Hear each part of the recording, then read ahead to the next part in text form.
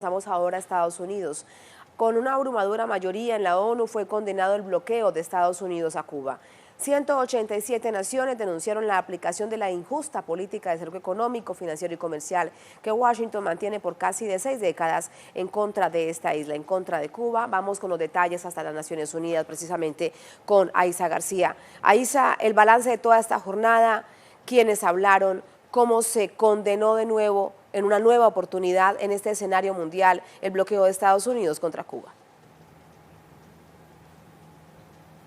Efectivamente, Tatiana, ya han sido 28 años consecutivos en que se aprueba esta resolución de condena al bloqueo, se puede decir que casi por unanimidad. Tú lo has dicho, 187 países han votado a favor de esta resolución, a excepción obviamente de Estados Unidos, de su gran aliado Israel y de Brasil, que es obviamente otro nuevo aliado de Estados Unidos y bueno, en esto aliado contra Cuba. Y también hay dos abstenciones, una del gobierno de Colombia y otra del gobierno de Ucrania. Esto ha sido una victoria histórica para Cuba porque, como te decía, han pasado 28 años, desde el año 91, año con año, Naciones Unidas, la comunidad internacional aquí en esta Asamblea General de Naciones Unidas dice no al bloqueo. Y hoy el canciller cubano hizo un detalle de todas las afectaciones que ha tenido el bloqueo a lo largo de estas casi 6 décadas. Y sobre todo ha hecho mucho hincapié en el reforzamiento de esta política hacia Cuba, el reforzamiento de las sanciones en el actual gobierno presidido por Donald Trump y en los últimos meses. Así que les propongo escuchar qué dijo hoy el canciller Bruno Rodríguez de Cuba.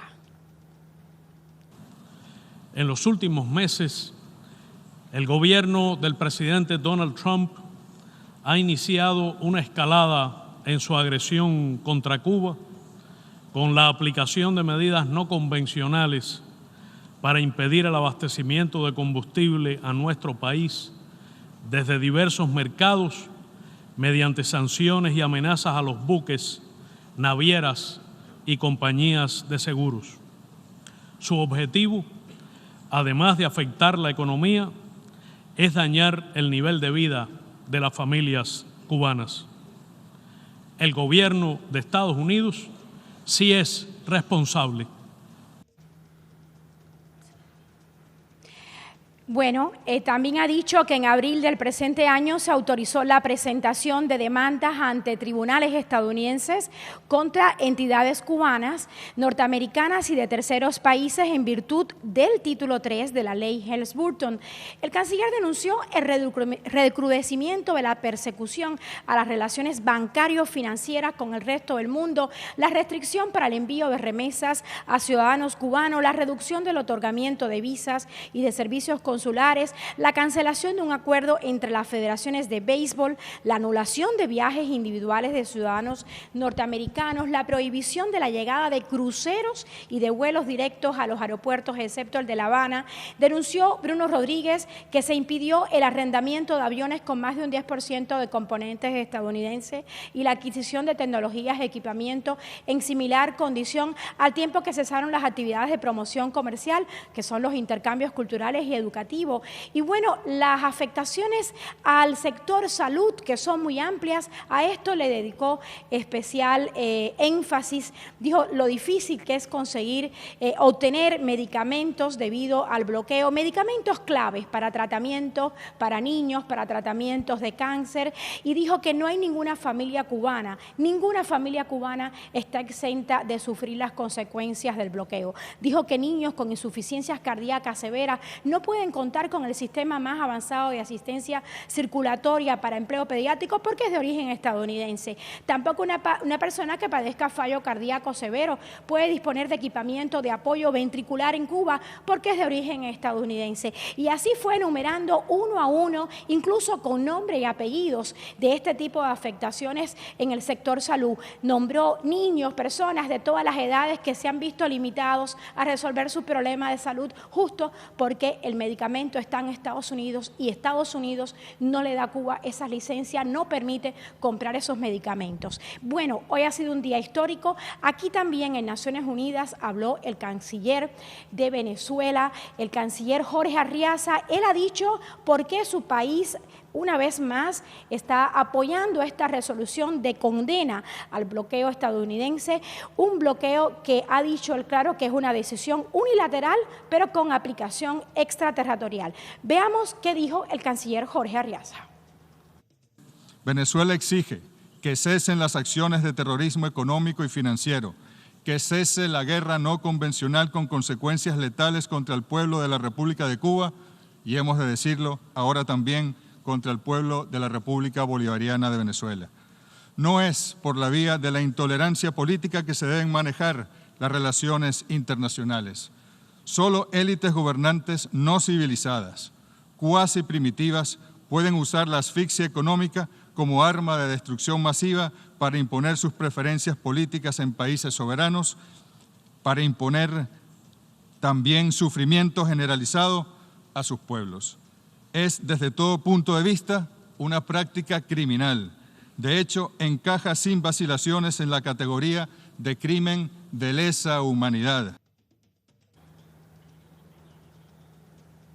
También aquí en Naciones Unidas, en esta Asamblea General, se escuchó la voz de Bolivia. Esta vez fue el embajador ante Naciones Unidas, Sacha Laurenti, el que dijo que el bloqueo es inmoral, es injusto y aplica medidas coercitivas.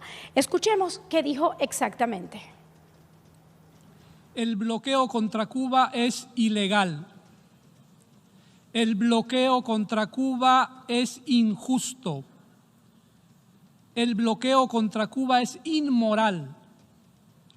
El bloqueo viola los principios y propósitos de la Carta de las Naciones Unidas y los derechos económicos y sociales del pueblo cubano.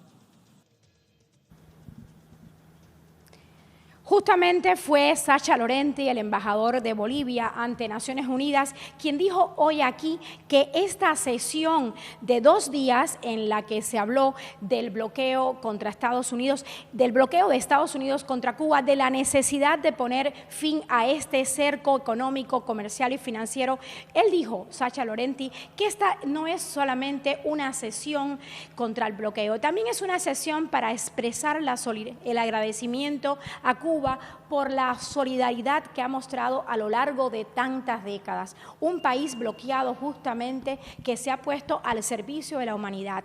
Y el embajador boliviano lo dijo muy claramente. Cuba ha estado ahí cuando países afectados por huracanes, terremotos, por el ébola, por la malaria, por determinadas circunstancias e incluso países necesitados de salir del analfabetismo han contado con el apoyo de Cuba. Y bueno, a esto se sumaron otros países como Sudáfrica, que rindió homenaje a los cubanos, a los hombres de Cuba que dieron su vida justamente por ver a Sudáfrica libre. Así que estos 2 días de sesiones aquí en Naciones Unidas no solo han servido para decirle a Estados Unidos que la comunidad internacional reclama el cese del bloqueo, sino también han sido un escenario, digamos, bastante fértil para agradecer a Cuba toda la solidaridad que ha brindado al mundo en los momentos que la ha necesitado.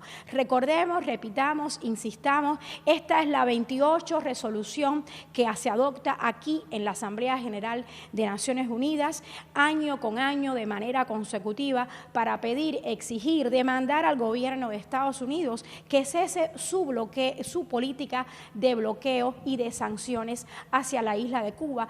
Una política que se ha visto recrudecida, Tatiana, justamente este año, en los últimos meses, sobre todo tras la entrada en vigor del capítulo 3 de la ley Helms-Burton, que no había sido aplicado por ningún otro gobierno de Estados Unidos en ninguna otra ocasión. O sea que Cuba está viviendo en estos momentos un recrudecimiento de estas sanciones aplicadas a lo largo de casi 6 décadas por Estados Unidos. Y justo en este año de ese recrudecimiento, la comunidad internacional le ha dicho al gobierno de Estados Unidos, alto, ya es hora de dejar atrás el bloqueo. Alto, el bloqueo no se justifica, es inmoral, es injusto. Todos esos calificativos se han escuchado hoy aquí en esta importantísima sesión de la Asamblea General de Naciones Unidas, Tatiana. Se ha escuchado allí en este escenario mundial precisamente una condena mundial. Gracias a Isa, gracias por toda esa información, muy buenas noches.